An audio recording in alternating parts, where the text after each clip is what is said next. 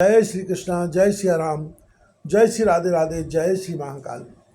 इस प्रवचन में आपको श्रवण कराएंगे, सती जी जब बिना निमंत्रण के अपने पिता के यज्ञ में भाग लेने गई, उसके पश्चात जो कुछ वहाँ हुआ वो सब इस प्रवचन में आपको श्रवण कराएंगे। यद्यपि शंकर जी ने उन्हें समझाया था पर वो नहीं मानी, जिद में रहीं और पिता के घर जाकर के बड़ा भारी विध्वंस हुआ। और वो सारी कथा आप इस प्रवचन में श्रवण कीजिए। पिता भवन जब गई भवानी, दक्ष त्रास काऊ न सन्मानी। सादर भले मिली एक माता, भगनी मिली बहुत मुस्काता। भवानी जब पिता दक्ष के घर पहुंची तब दक्ष के डर के मारे किसी ने उनकी आवभगत नहीं की। केवल एक माता भले ही आदर से मिली, बहनें बहुत मुस्कराती हुई मिली।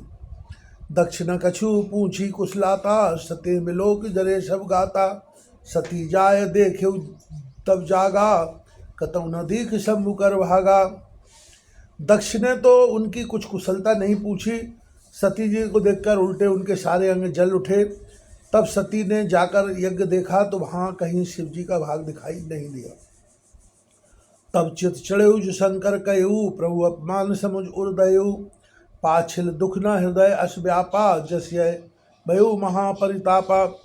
तब शिव जी ने जो कहा था वह उनकी समझ में आया। स्वामी का अपमान समझकर सती का हृदय जल उठा। पिछला पति परित्याग का दुख उनके हृदय में उतना नहीं व्यापा था जितना महान दुख इस समय पति अपमान के कारण हुआ। यद्यपि जगदारुण दुख नाना, सबते कठिन जाति अपमाना। समुझ सते भयवती क्रोधा, बहुविध जननी कीन प्रबोधा। यद्यपि जगत में अनेक प्रकार के दारुण दुख है, तथापि जाति अपमान सबसे बढ़कर कठिन है, यह समझकर सती को बड़ा क्रोध हो आया। माता ने उन्हें बहुत प्रकार से समझाया। शिव अपमान न जाए शय, हृदय न होए प्रबोध। सकल सवे हट हटक तब बोली बचन सक्रोध। परंतु उनसे शिव जी का अपमान सहा नहीं गया, इससे उनके हृदय में कुछ भी प्रबोध नहीं हुआ। तब वे सारी सभा को हठपूर्वक डांटकर क्रोध भरे वचन बोली। सुनो सभासद सकल मुनिंदा, कही सुनी जिन शंकर निंदा। सो फल तुरत लहब सब काहू, भली भांति पछताओ पिताऊ। हे वह सभासदों, सब मुनीश्वरों, सुनो, जिन लोगों ने यहाँ शिव जी की निंदा की या सुनी है उन सबको इसका फल तुरंत ही मिलेगा और मेरे पिता दक्ष भी भली भांति पछताएंगे। संत सब मुसरी पति अपवादा, सुनिए जहाँ तय असमर जादा। काटिए तास जीव जो बसाई, श्रवण मूदनत चलिए पराई। जहाँ संत शिवजी और लक्ष्मीपति विष्णु भगवान की निंदा सुनी जाए, वहाँ ऐसी मर्यादा है कि यदि अपना बस चले तो उस निंदा करने वाले की जीभ काट लें और नहीं तो कान मूंद कर वहाँ से भाग जाएं। जगदात्मा महेश पुरारी, जगत जनक सबके हितकारी। पिता मंदवती निंदित तेहि, दक्ष शुक्र संभव यह देहि। त्रिपुर दैत्य को मारने वाले भगवान महेश्वर संपूर्ण जगत के आत्मा हैं। वे जगत पिता और सबका हित करने वाले हैं। मेरा मंदबुद्धि पिता उनकी निंदा करता है और मेरा यह शरीर दक्ष ही के वीर से उत्पन्न है। तज हम तुरंत दे ते हेतु, उर्धर चंद्र मौल वृक्ष केतु। अस्कह जोग अगन तनुजारा, भयो सकल मख हाहाकारा।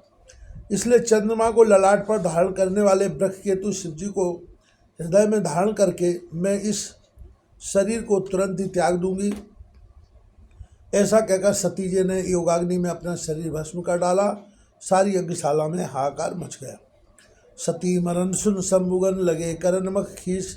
जग विध्वंस विलोक प्रभु इच्छा, रक्षा कीन मुनीश। सती का मरण सुनकर शिव जी के गण दक्ष विध्वंस करने लगे। यज्ञ विध्वंस होते देखकर मुनीश्वर भृगु जी ने उसकी रक्षा की। समाचार सब शंकर पाए, वीरभद्र कर कोप पठाए। जग विध्वंस जाय तिन कीना, सकल सुरन विधिवत फल दीना। ये सब समाचार शिव जी को मिले, तब उन्होंने क्रोध करके वीरभद्र को भेजा।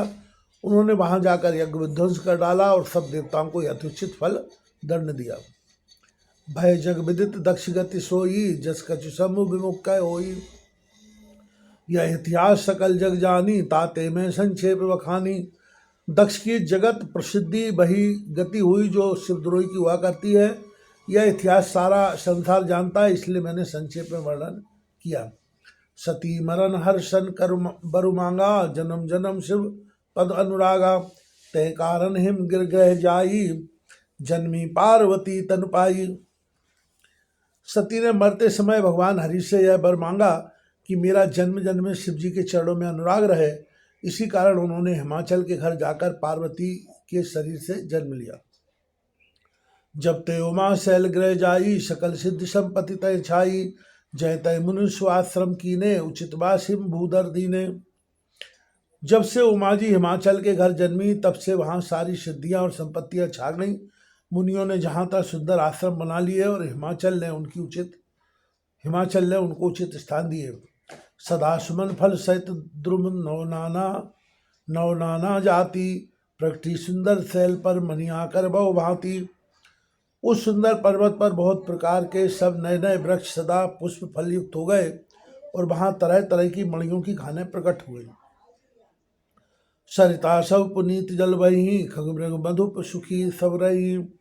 सहज वर सब जीवन त्यागा, गिरि पर सकल करे अनुरागा। सारी नदियों में पवित्र जल बहता है और पक्षी पशु भ्रमर सभी सुखी रहते हैं। सब जीवों ने अपना स्वाभाविक बैर छोड़ दिया और पर्वत पर सभी परस्पर प्रेम करते। सोहि शैल गिर जाग्रह आए, जिम जनु राम भगत के पाए।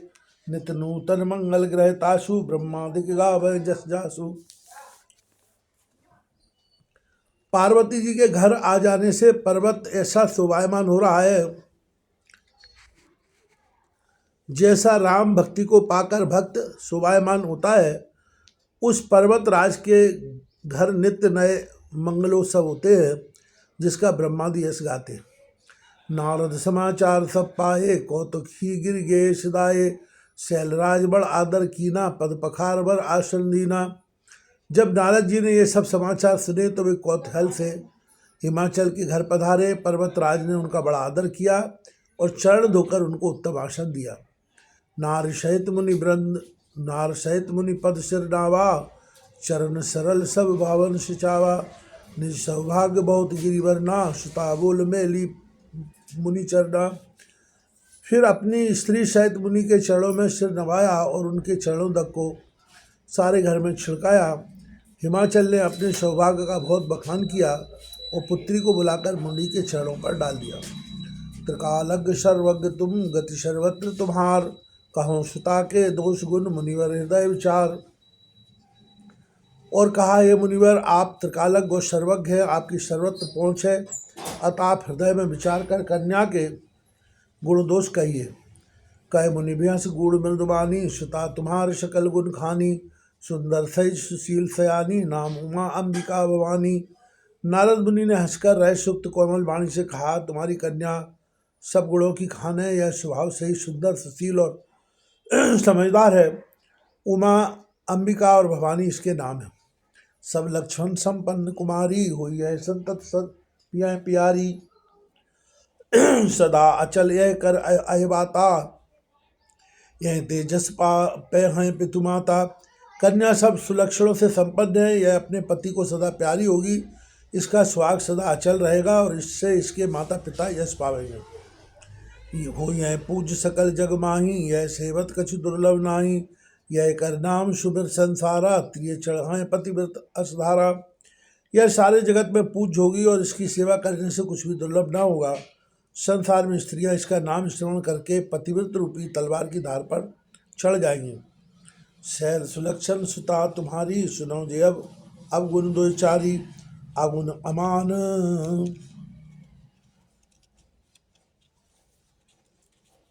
अगुण अमान मातु पितहीना, उदासीन सब संशय छीना। हे पर्वतराज, तुम्हारी कन्या सुलक्षणी है। अब इसमें जो दो चार अवगुण हैं उन्हें भी सुन लीजिए। गुणहीन, मानहीन, माता पिता विहीन, उदासीन, संशयहीन, लापरवाह, जोगी, जटिल, अकाम, मन नगन, अमंगल वेख, अस्वामी यह कै मिलय, परिहस्त्र असरेख। योगी जटाधारी निष्काम हृदय नंगा और अमंगल वेश वाला ऐसा पति इसको मिलेगा, इसके हाथ में ऐसी ही रेखा पड़ी है।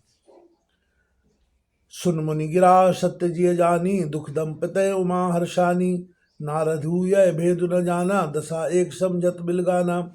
नारद मुनि की वाणी सुनकर और उसको हृदय में सत्य जानकर पति पत्नी हिम्मान और मैना को दुख हुआ और पार्वती जी प्रसन्न हुई। नारद जी ने भी इस रहस्य को नहीं जाना, क्योंकि सबकी बाहरी दशा एक सी होने पर भी भीतरी समझ भिन्न भिन्न थी। सकल सखी गिर जागिरी मैना, पुलक शरीर भरे जल नैना, होय नमसा देव ऋषि भाखा, उमा सुबचन हृदय धर राखा। सारी सखियां पार्वती पर्वतराज हिम्मान और मैना सभी के शरीर पुलकित थे और सभी के नेत्रों में जल भरा था। देवर्षि के वचन असत्य नहीं हो सकते, यह विचार कर पार्वती ने उन वचनों को हृदय में धारण कर लिया। उपजऊ शिवपद कमल सनेहु, मिलन कठिन भा मन भा संदेहु, जान को अवसर प्रीत दुराई, सखी उछंग बैठी पुन जाई। उन्हें शिवजी के चरण कमलों में स्नेह उत्पन्न हो गया, परंतु मन में यह संदेह हुआ कि उनका मिलना कठिन है। अवसर ठीक न जानकर उमा ने अपने प्रेम को छिपा लिया और फिर वे सखी की गोद में जाकर बैठ गई। झूठ न होए देव ऋषबानी, सोचे संपत्ति सखी सयानी, और धरधीर कहो गिरिराहु, कहूँ नाथ का करियो पाऊ। देवर्ष की वाणी झूठी ना होगी, यह विचार कर हिम्मान मैना और सारी चतुर सखियाँ चिंता करने लगी। फिर हृदय में धीरे धरकर पर्वतराज ने कहा, हे नाथ कहिए अब क्या उपाय किया जाए। कहे मुनि सिमबंत सुन, जो विधि लिखा लार, देव धनुज नर नाग नग को न मेटन हार। मुनीश्वर ने कहा कि हे ब्रह्मान सुनो, विधाता ने ललाट पर जो कुछ लिख दिया है उसको देवता दानव मनुष्य नाग और मुनि कोई भी नहीं मिटा सकते। तदपि एक में कहूँ उपायी, कोई सोई करे जो देव सहाई, जस बरु मैं बर नेव तुम पाही, मिले उमय तस् संशय नाही। तो भी एक उपाय मैं बताता हूँ, यदि देव सहायता करें तो वह सिद्ध हो सकता है। उमा को बर तो निस्संदेह वैसा ही मिलेगा जैसा मैंने तुम्हारे सामने वर्णन किया है। जे जे बर के दोष बखाने, ते सब शिव पह में अनुमाने, जो विवाह शंकर सन होई, दोषों गुण सम कह सब कोई। परंतु मैंने बर के जो जो दोष बतलाए हैं, मेरे अनुमान से वे सभी शिवजी में हैं।